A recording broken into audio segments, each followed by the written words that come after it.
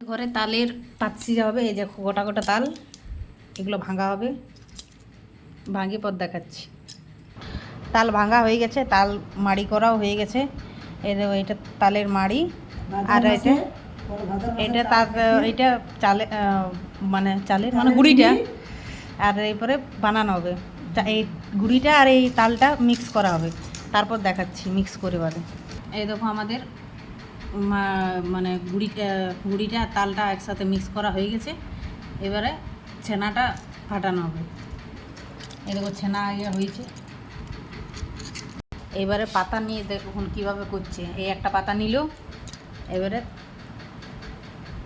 এই মিক্সটা নিবে।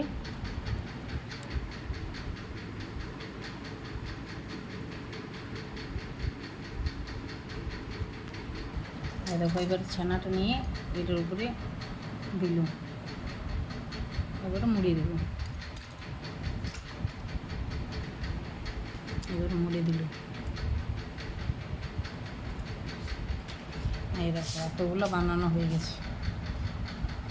এটা ভাদ্র মাসের কি তাল পিঠা খাইতে খুবই ভালো লাগে।